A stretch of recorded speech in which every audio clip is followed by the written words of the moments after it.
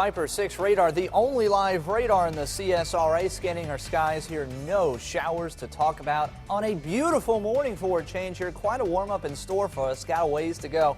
57 degrees at 8 a.m. 80s today. Could this be the hottest week coming up of the year? Details just ahead.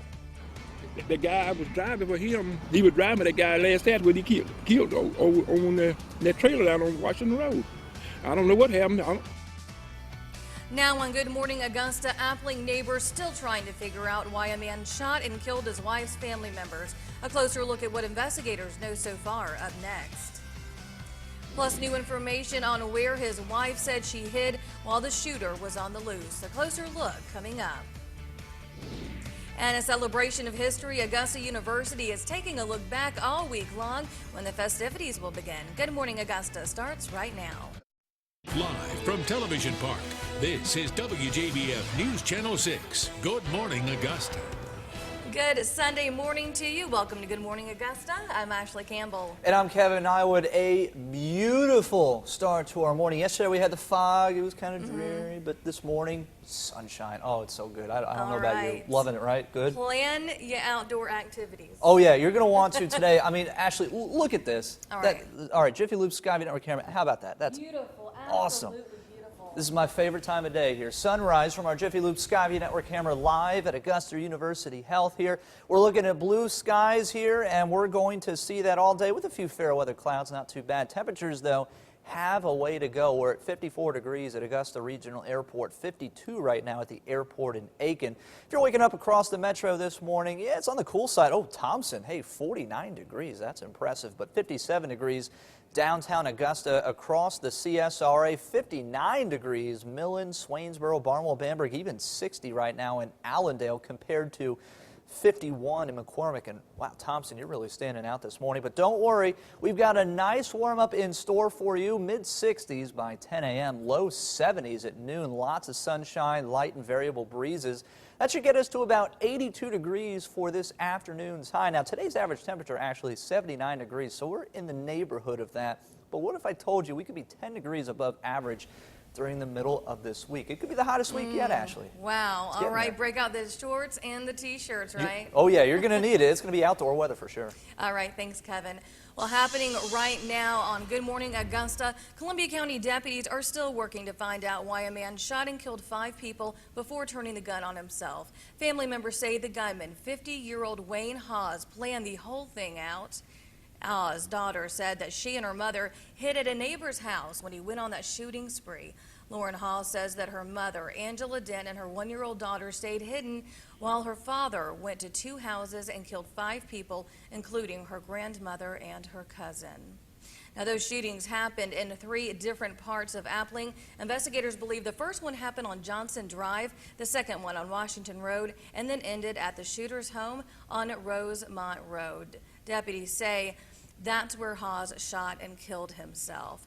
Now investigators and the community want to know why all of this happened. News Channel 6's Ann Maxwell spoke to a childhood friend for answers. She's got that story for us this morning. Investigators say Friday night, 50-year-old Wayne Hawes gunned down 3 family members of his estranged wife of 3 decades and 2 family members of his rumored girlfriend. There were some issues between he and his estranged wife, and some of the victims that we had that were shot last night were family members of his estranged wife. So we're trying to piece all that together now. Around 8 p.m., 3 people were found dead on Johnson Drive in Appling. Those victims have been identified as 75-year-old Roosevelt Burns, 85-year-old Reba Mae Dent, and 31-year-old Kelia Clark. During the course of that investigation, deputies received a second call that more shots had been fired at a home on Washington Road, just around the corner from the first crime scene. There they found the bodies of 59-year-old Lizzie Williams and 62-year-old Shelley Williams. Something like that happened right there in the neighborhood. I never thought it. Never thought it. Family members of Hawes say he had a history of substance abuse, domestic violence, and a bad temper. They did not want to go on camera, but they said that the tipping point came when his wife told him last weekend that she was leaving him. They said on Sunday he mentioned he had plans to do something that they would see on CNN. These family members told us they believe he went to these homes looking to kill his estranged wife and girlfriend, But when they weren't there, he shot their family members instead. He was tied up with, he was married to, was staying with the lady he killed, daughter. When he went up to her house, I don't know what started him to kill her and her brother. Investigators say Halls later killed himself at his home off of Rosemont Road in Appling. They say he tried to set fire to the house as well. With the killing spree unprecedented in the county, Appling has been shaken to its core. I don't know what happened.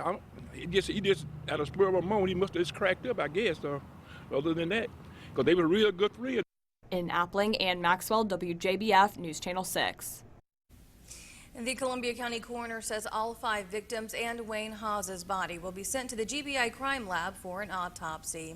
And people across the CSRA are talking about this tragedy on Facebook and Twitter. They're using the hashtag #PrayForAppling when talking about the mass shooting. Taking a look at some of the tweets and posts, it looks like a lot of people in Appling knew the victims. And if you have something positive to say about this incident, again, that hashtag is #PrayForAppling. Columbia County deputies say that this shooting is the worst it has ever seen. I spoke with Captain Andy Shedd about that killing rampage. In Columbia County, investigators say you can count the number of murders in a year on one hand.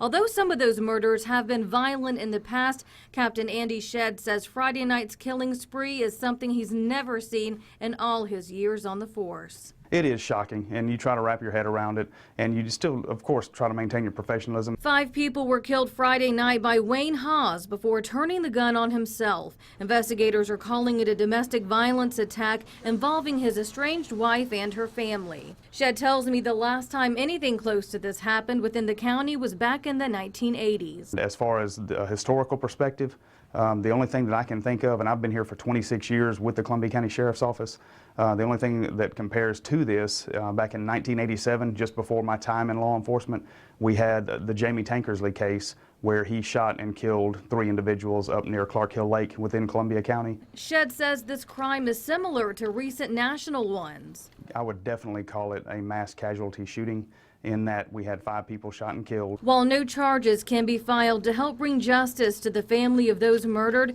Shedd says the sheriff's office is working any way it can to help family and friends during the grieving process. Obviously, this is a tragedy, and we're going to do everything that we can to be there for the family and try to help them get through this.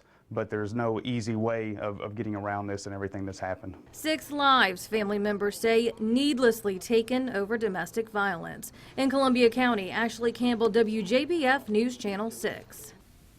According to the court system, from 1989 to 2002, Wayne Haas has been arrested and charged with battery, assault, several speeding charges, shoplifting, selling cocaine, 2 DUI charges, obstruction of police, also fleeing or attempting to elude police, and reckless driving. He was convicted on most of those charges.